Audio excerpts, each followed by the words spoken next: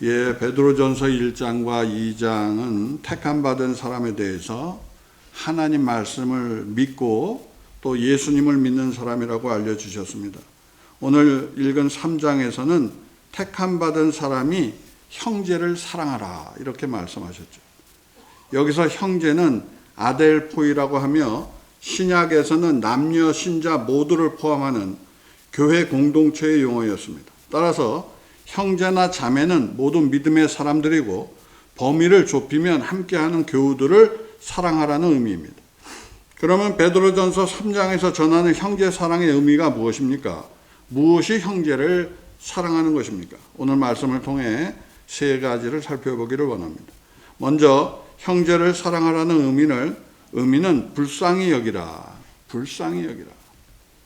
믿음이 있는 사람은 다른 믿음이 있는 형제 자매를 불쌍하게 생각해 줘야 돼요.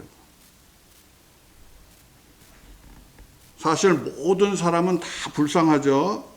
돈이 많아도 불쌍한 사람이고 돈이 없어도 불쌍한 사람이에요. 건강한 사람도 불쌍한 사람이고 병에 걸린 사람도 불쌍한 사람이에요. 무엇보다 자신을 만들어주신 하나님을 모르고 살아가는 모든 사람은 다 불쌍한 사람이에요. 세상 모든 물건에는 만든 것이 있죠. 만든 사람이 있습니다. 자연에서 만들어진 것 제외하고 인간이 만지는 모든 것은 저절로 생긴 것이 하나도 없어요. 칼도 쇠를 갈아야 되고 자동차도 수많은 사람들이 공을 들여야 만들어지는 것입니다. 그럼에도 불구하고 만물의 영장인 사람이 저절로 만들어졌다던가 그렇게 말하는 것은 무엇인가 홀린 사람이죠. 스스로 속는 일입니다. 따라서 세상을 만드신 하나님을 믿는 것은 사람으로서 마땅한 일이에요. 그리고 만약 하나님을 믿지 않는다면 자기의 죄 때문에 그 대가를 영원히 치러야 된다는 것을 항상 기억해야 돼요. 그러면 예수님을 믿으면 불쌍하지 않냐? 그렇지도 않아요. 왜냐하면 인생 자체가 고난이기 때문에 예수님을 믿어도 불쌍해요. 세상을 살며 고난을 겪어야 하기 때문에 그래요. 예수 믿는다고 고난이 없어지니까 그런 거 없어요. 우리도 다 같은 인간이에요. 이렇게 사람이 불쌍하기 때문에 우리 믿음의 사람은 형제를 불쌍히 여겨야 하는 것입니다. 사실 다른 사람을 불쌍히 여긴다는 것은 귀한 사랑의 표현이에요. 우리가 만나는 사람을 불쌍히 여기는 것 자체가 사랑이에요. 우리가 길을 잃어 엄마를 찾는 아이를 보고 그냥 지나친다. 그럼 말이 안 되죠.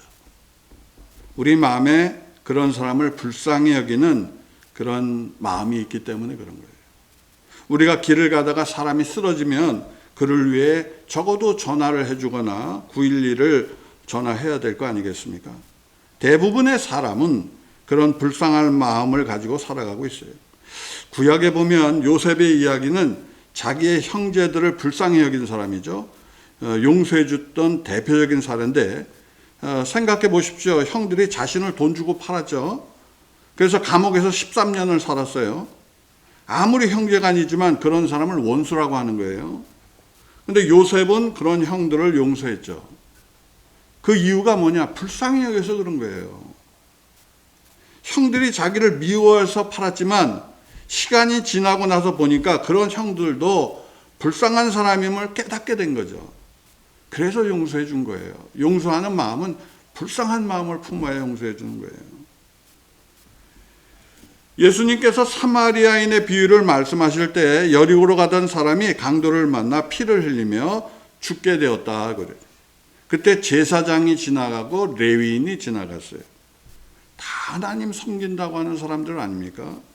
근데 무슨 이유인지는 모르지만 다 지나쳐 갔어요. 사람이 죽어가는데도 지금 자기 일에 몰두해서 아무 관심이 없었던 거죠.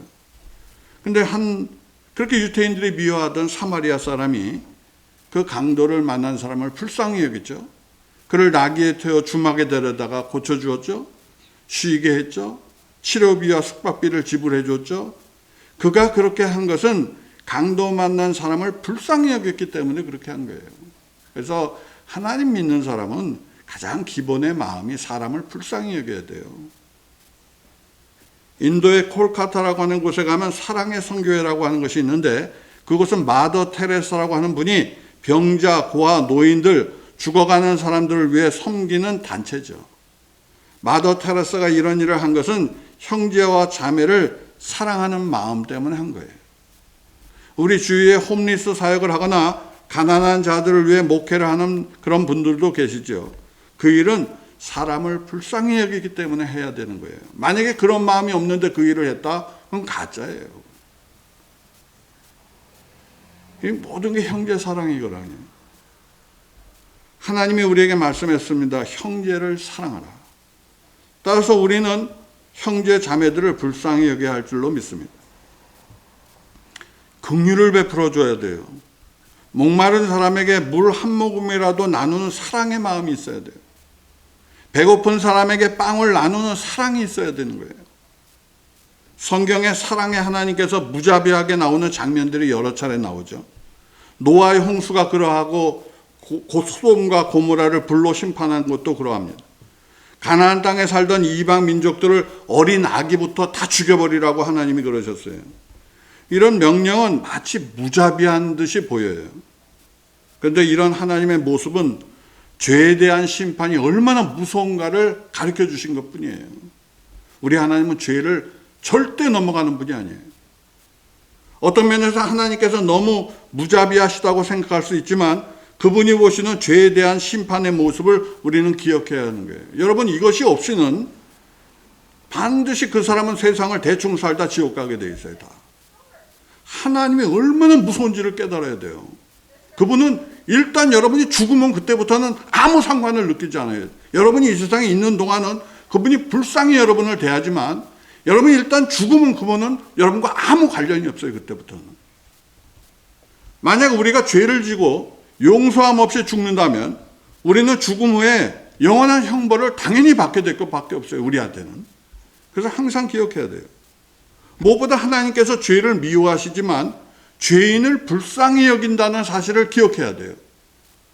하나님께서 의인과 죄인에게 모두 햇빛과 비를 주신다고 예수님 말씀했어요. 죄를 진 사람이라고 하나님께서 햇빛을 안 비춰주거나 비도 내리지 않는다거나 그러면 얼마나 좋겠어요. 우리가 살면서. 그런데 하나님은 그렇게는 안 해요. 이 세상에 살아있는 동안에는. 하나님은 비록 죄인이라고 하더라도 공평하게 세상에 대해 주시는 분은 하나님밖에 없어요. 이 세상에. 그것이 하나님 마음이죠. 우리가 세상을 살면서 이런 하나님 마음을 깊이 생각하며 살아야 되는 것입니다. 그래서 사람을 불쌍히 여기는 마음, 측은지심을 가져야 되는 거예요. 오늘 함께하는 모든 분들이 형제와 자매를 불쌍히 여기는 분들이 다 되시기를 축원합니다. 같은 교우들을 불쌍히 여기고 예수 믿지 않는 이웃들을 불쌍히 여겨야 돼요. 그것이 믿는 사람의 표식이에요. 나타난 표식. 다음 두 번째로 형제를 사랑하라고 하는 의미는 형제에게 복을 빌어주라는 의미입니다. 악을 악으로 갚지 말고 욕을 욕으로 갚지 말고 도리어 복을 빌라. 택한 사람이 행해야 될 두 번째는 우리에게 악을 행하고 욕한 사람까지도 복을 빌어주는 것이 형제 사랑이에요. 여러분, 세상 사람은 악을 악으로 갚는 것을 당연하게 생각합니다. 욕을 욕으로 갚아야 돼요. 반드시. 여러분, 일본 사회를 나타내는 가장 뚜렷한 단어가 뭐냐면 일본 사회는 원수 갚으라는 것이 일본 사회의 규율이에요. 그건. 복수를 하라는 거예요. 무조건 복수하라는 거예요. 그게 일본 사회입니다. 그래서 일본 사람들은 무자비해요. 우리 한국에서도 무자비했지만. 일본에서 최장 공연물이 뭔가 하면 일본의 정치 교육물로 사용되는 연극이 있어요. 그게 바로 추신구라라는 거예요. 추신구라. 한국어로 번역하면 충신의 이야기라는 거예요. 충신. 누가 충신이냐. 이것을 매년마다 공연을 해요. 수백 년 동안 지금까지. 이야기의 배경은 1701년 하급 영주였던 아사노가 다른 영주 기라에게 모욕을 당해서 그가 칼을 빼서 그에게 상처를 입혔어요. 겐로쿠 아코 사건이라고 하는데 이 사건으로 아사노는 할복하고 죽으라 이렇게 명령을 받았습니다. 왜냐하면 쇼군 앞에서 칼을 뽑았다는 이유입니다. 결국 아사노는 자기의 배를 갈라 죽었어요. 이때 아사노를 지키던 가신들이 어떻게 처신할지를 사람들의 저들 그 부하들이 어떻게 할까 이렇게 봤단 말이에요. 근데 그 부하들이 뿔뿔이 흩어지고 대장격 되는 사람은 매일같이 술을 마시고 망나니 짓을 했어요. 이런 가신들을 보며 사람들이 주군에 대한 충성치 못한 자들이라고 비난했습니다. 근데 1년이 지나서 가신들이 기라의 연회장에 나타나서 18명을 죽였습니다. 그리고 그 기라의 목을 가지고 18명 중에 하나의 목을 가지고 자기들의 그 주군이었던 아사노의 묘지로 갔어요. 그리고 그것에 다 배를 갈라 죽었습니다. 47명이 다 죽었어요. 근데 일본 사람들은 이 이야기를 통해 원수가 하는 것이 얼마나 훌륭한 일인가를 매번 하는 거예요. 원수를 용서하라고 없어. 무조건 가서 죽이라는 거예요. 원수한테는. 그러니까 그런 마음을 품었으니 일본 사람이 악해지지 않을 수가 있겠어요, 여러분? 또 중동 국가에서는 가족의 명예를 더럽힌 사람을 죽이는 법이 있어요. 우리 가족을 누가 더럽혔어, 이름을. 그러면 아들이고 딸이고 다 죽입니다, 무조건. 뭐 신분이 다른 사람과 결혼하거나 종교가 다른 사람과 결혼하거나 그러면 그 딸과 아들을 칼이나 총으로 죽여야 돼요. 그걸 명예법이라고 하는 것입니다. 그 사람들은 그것이 옳다고 생각해요. 이렇게 세상에는 원수를 원수로 갚아야만, 그리고 욕을 욕으로 갚아야만 마땅하다, 그렇게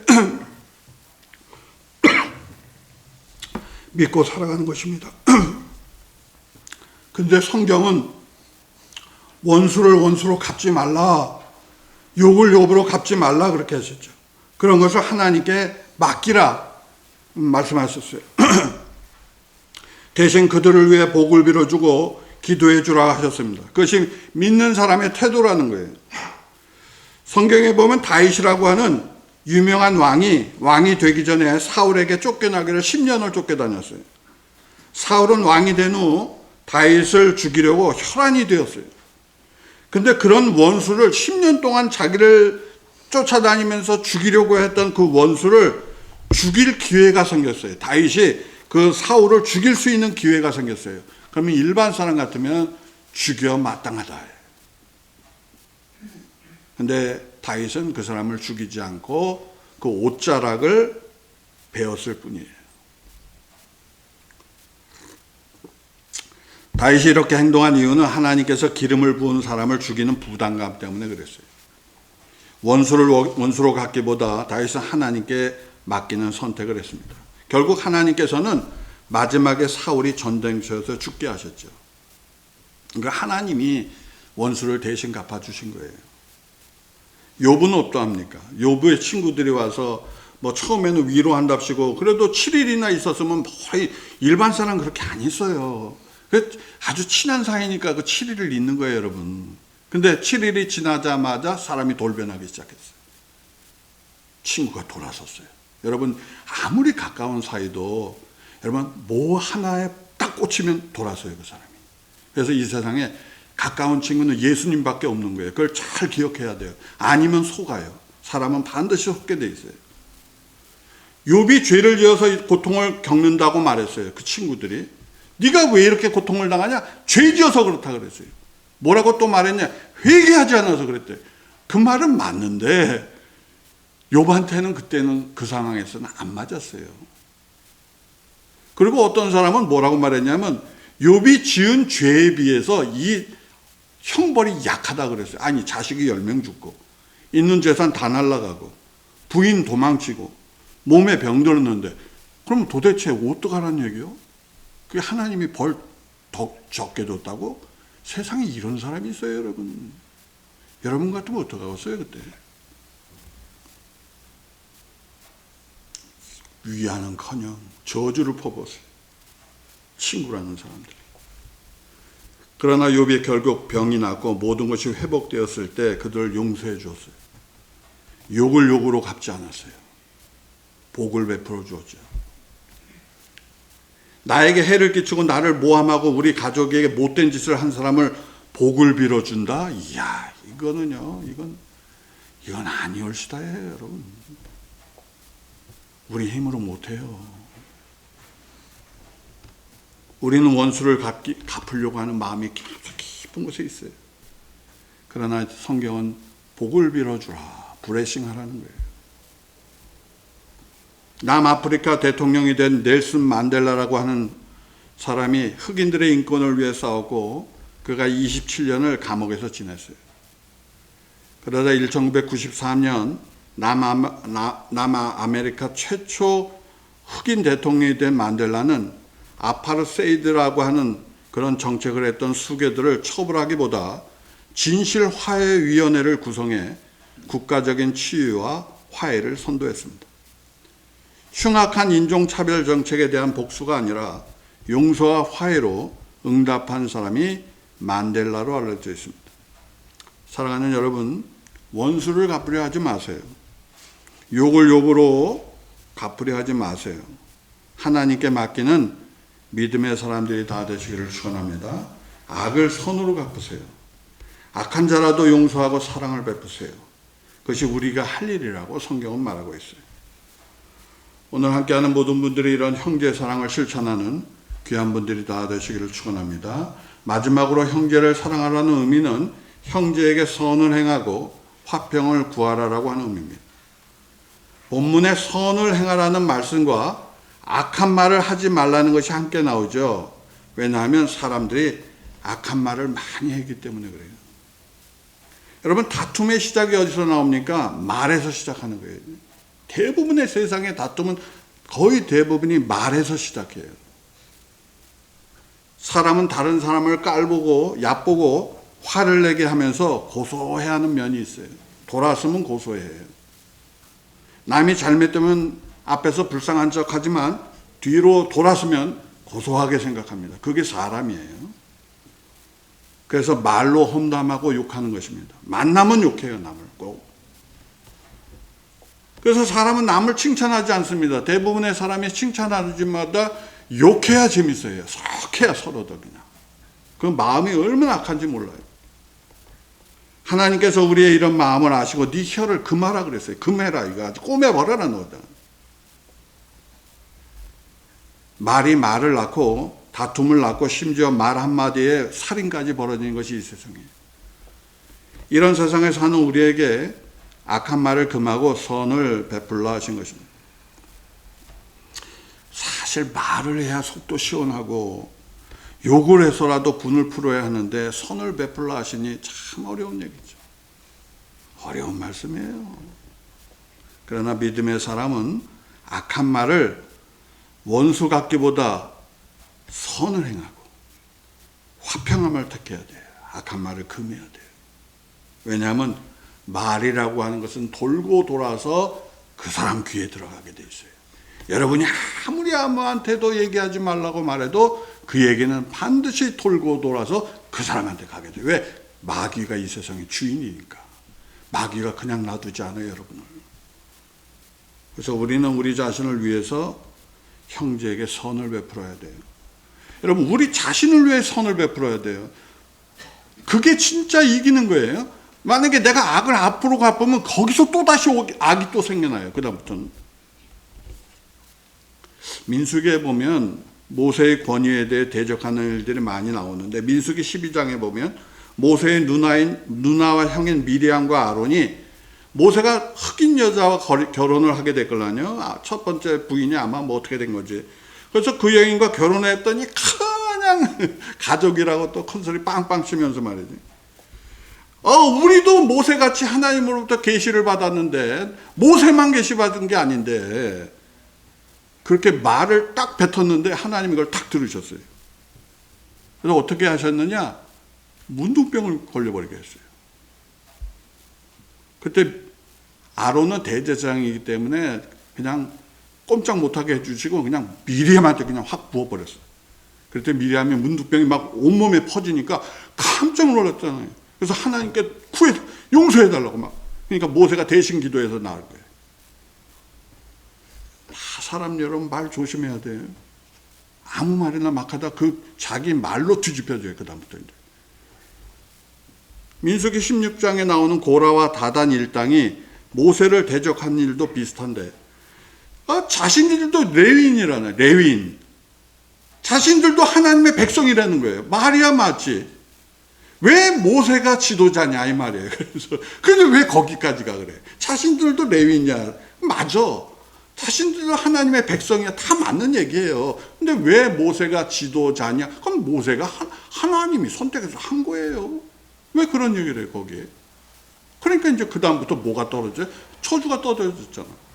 하나님께서 그 가족들 모든 일가 친척까지 어떻게 했어요? 한 곳에 모아놔라.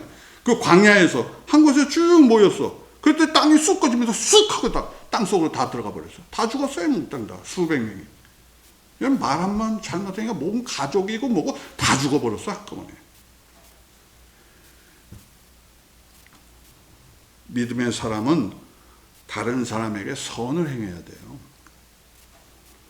화평케 하고 윈윈해야 돼요. 뭐 나만 잘 돼야지 이것도 아니에요. 이거 욕심꾸러기지 그거다. 우리는 사람이 서로 잘 되도록 해야 돼요. 서로. 그것이 택함 받은 사람의 자세입니다. 사도 바울이 쓴 로마서 12장 18절에 이렇게 전해주죠. 할 수 있거든 너희는 모든 사람과 더불어 화목하라. 우리는 할 수 있는 대로 화목해야 돼요. 물론 상대가 괜히 이상해가지고 나를 막 해할 수가 있어요. 근데 그때는 빨리 도망치면 되는 거고, 가능하면 모든 사람과 화목해라는 거예요. 바울이 어디를 가든지 전도했고 핍박받고 피신해야 했습니다. 그러나 바울은 다투지 않았어요. 화목을 구했죠. 예수님은 산상수훈의 말씀에서 화평케 하는 자는 복이 있다 그러셨어요. 그 말씀 그대로 예수님 자신이 하나님과 사람 사이를 화평케 하시고 십자가에 죽어주신 것입니다. 또한 예수님은 십자가에서 마지막 죽으시며 용서해 주셨어요. 사람들을. 아버지 저들을 용서해 주옵소서. 예수님 한 분 때문에 우리가 다 화평케 된 거예요, 여러분. 아니면 이 지구상이 벌써 지옥이 됐어요. 벌써. 노아 홍수 전에 사람이 얼마나 악했으면 하나님이 물로 심판하셔야 됩니까, 여러분? 미국의 흑인들이 인종차별로 고통할 때 마틴 루터 킹 주니어 목사님이 화평을 구했죠. 그가 차별 철폐를 위해 비폭력 시위와 감동적인 설교 I have a dream 이라고 하는 그런 설교로 미국 사회에 불의를 고발했어요. 그의 설교를 통해 결국 미국 사회가 변화가 일어나고 시민법이 바뀌고 흑인들이 투표에 참여하게 됐어요. 하나님의 종이었던 마틴 루터 킹 목사는 화평을 구한 하나님의 사람이었어요. 사랑하는 여러분, 말로 험담하고 악을 행하겠다 하지 마세요. 형제를 사랑하고 선을 베풀어 주세요. 그런 마음을 하나님께서 받아주신다는 것입니다. 오늘 말씀에 형제를 사랑하라 하셨죠. 불쌍히 여기고 복을 빌어주고 악한 말 대신 선을 행하라 이렇게 했습니다. 여러분 오늘 말씀을 마음에 새기고 힘들고 어려운 삶을 살아야 하지만 하나님을 깊이 생각하시고 형제를 사랑하는 귀한 분들이 다 되시기를 축원합니다. 우리 오늘 말씀을 생각하며 함께 하나님께 기도하겠습니다.